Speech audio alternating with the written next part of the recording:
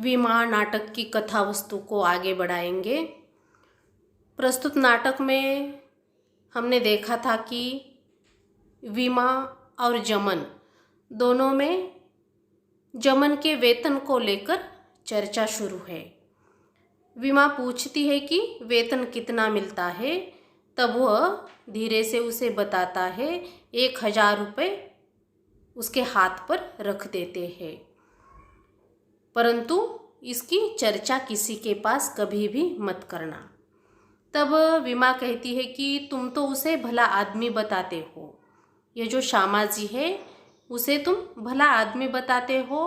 तब जमन कहता है ऐसा नहीं है विमा, नौकरी दी है उन्होंने, मुझे कमरा दिया है रहने के लिए, वे तो हमारे लिए सहारा ही है। विमा को पानी का ग्लास देता है और होटल से खाना लाकर भी खिलाता है। उसके हाथ में रेडियो ऑन करके देते हुए जमन कहता है कि यह रेडियो ले लो, एफएम पर 24 घंटे गाने आते हैं, तुम सुनती रहना।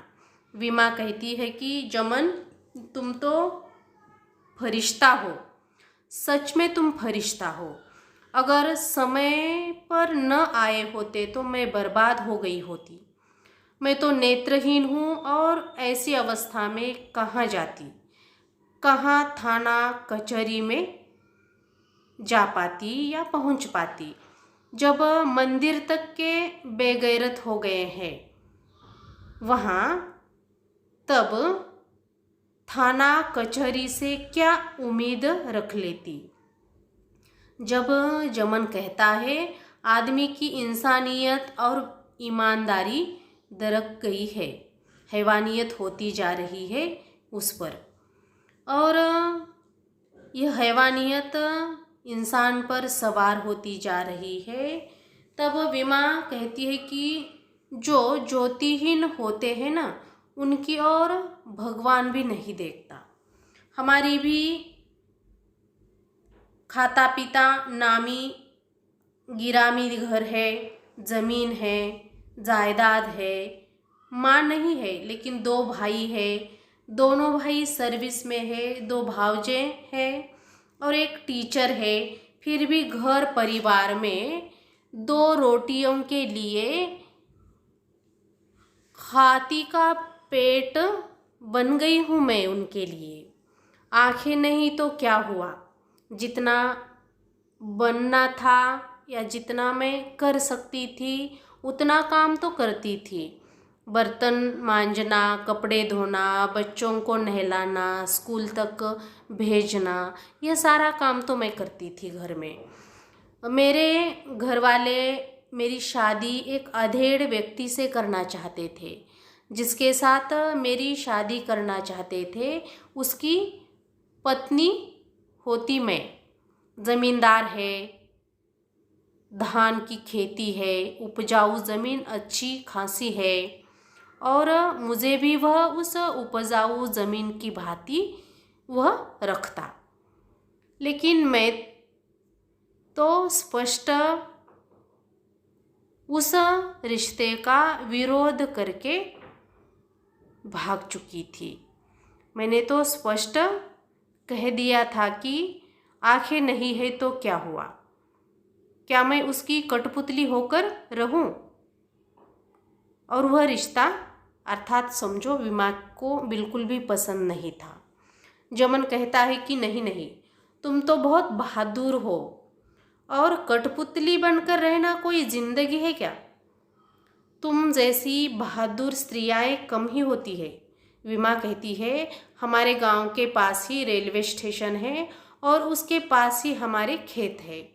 शादी के समय खेतों के बहाने अब आकर जिंदगी दांव पर लगाकर गाड़ी में बैठ गई थी और गाड़ी में बैठकर जहाँ तक गाड़ी आई मैं भी वहाँ तक चली आई और गाड़ी से उतरकर स्टेशन पर बैठी ही थी तो उस बेहया निर्लज्ज उस गुंडे व्यक्ति ने मुझे बहकाकर ले जाने का प्रयास किया था, लेकिन आपने मेरी जान बचाई है। उसी समय आप खुदा बनकर, आप भगवान बनकर वहाँ पहुँचे हैं।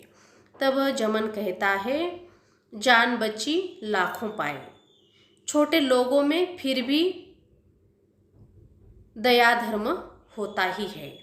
मेरे माता पिता ने मुझे पाला पोसा, नेत्रहीन स्कूल में पढ़ा लिखा कर मुझे मेरे पैरों पर खड़ा कर दिया है, मुझे आत्मनिर्भर बना दिया है। तब विमा कहती है, काश मैं भी तुम्हारे जैसे छोटे घर में ही अगर जन्म लेती तो मैं भी आपकी तरह आत्मनिर्भर बनती। दोनों इस प्रकार से बातें करते हैं, चर्चा करते हैं, दोनों खाना खाकर सो जाते हैं, दोनों अपने अपने सपने में खो जाते हैं। सुबह उठकर दोनों अपना अपना सपना एक दूसरे को बताना चाहते हैं। तब जमन कहता है कि विमा, किसी ने कहा है कि सपने वे नहीं होते जो नींद में आते हैं, सपने तो वे होते हैं जो सोने नहीं देते हैं। इंसान और हैवान का परिचय इसी ज़मीन पर विमा को देखने को मिला था। इसीलिए वह कहती है कि जमन जी, सही में इंसान और हैवान का परिचय आज मैंने इसी ज़मीन पर कर लिया है। विमा कहती है, तुम्हारे स्कूल के जो संस्थापक है, तुम तो कहते हो कि वह बहुत भले आदमी है, तो तुम हम दोनों के सपने की बात उन्हीं के साथ ही करो ना। तब और आगे कहती है कि जमन, तुम अपने संस्थापक के साथ ही कुछ बात करके देख लो। तब जमन इस बात को बहुत जल्दी से समझ जाता है। जैसे कहा जाता है कि समझने वालों को इशारा काफ़ी होता है, तो विमा का इशारा जिस बात की ओर था वह जमन जल्दी से समझ जाता है। और जब स्कूल जाता है तब सबसे पहले श्यामा जी के पास जाकर कहता है कि इस प्रकार से वह नेत्रहीन युवती को मैंने संभाला है और उसकी रक्षा की है। तब वह श्यामा जी जमन से कहता है, तुम दोनों हम उम्र हो, सुंदर भी हो और दोनों नेत्रहीन भी हो, चाहे तो शादी कर लो। तब अभिभावक के रूप में मैं ही तुम्हारी मदद करूँगा। तब जमन कहता है कि हमारा भी यही सपना है। तब श्यामा जी पूछता है कि 7 फेरे लोगे तो बताओ किस प्रकार से, किस पद्धति से यह 7 फेरे लोगे? आर्य समाज में हवन यज्ञ को साक्षी मानकर शादी करोगे या किसी मंदिर में या किसी कोर्ट में जाकर शादी करोगे? तब जमन कहता है कि हम दोनों अलग अलग जाति के हैं, कोर्ट मैरिज ही ठीक रहेगा। श्यामा जी पूछते हैं कि क्या तुमने उस लड़की को बता दिया है कि तुम अनुसूचित जाति से हो? तब जमन कहता है कि हाँ, मैंने तो विमा को सारी बातें बता दी है। वह सवर्ण है, लेकिन जात पात की इस पोपली लीला से बहुत दूर और बहुत ऊपर उठी हुई है, बहुत उच्च विचारों की है, बहुत उच्च विचार वह रखती है। तब श्यामा जी कहता है कि ठीक है, फिर तो कोई किसी बात की समस्या नहीं है, किसी बात की कोई अड़चन नहीं है। जाओ, छुट्टी के बाद कोर्ट मैरिज के लिए अपना फॉर्म लगा दो, अपना फॉर्म भर दो और पैसों की वगैरह कुछ ज़रूरत पड़ी तो बेझिझक मुझे आकर कह दो। एक गवाह मैं भी भेज देता हूँ। तब जमन घर जाता है और घर जाते ही बीमा पूछती है कि क्या कहा उन्होंने? तब जमन कहता है, उन्होंने अर्थात श्यामा जी ने। तब जमन से ऐसे सवाल पूछने के बाद जमन कहता है कि जहाँ चाह वहाँ राह भी होती है बीमा। उन्होंने कहा कि कोर्ट में एप्लीकेशन दे दो, कोर्ट मैरिज के लिए एक गवाह भी भेज दूंगा, लेकिन एक बात को लेकर मेरा मन बैठा जाता है, क्योंकि तुम ऊंची जात की हो, मैं नीची जात का हूँ। तुम सवर्ण हो, मैं दलित हूँ, मन में ऊंच नीच का भेद रहते हुए अपनी यह गृहस्थी की गाड़ी कैसे चलेगी विमा।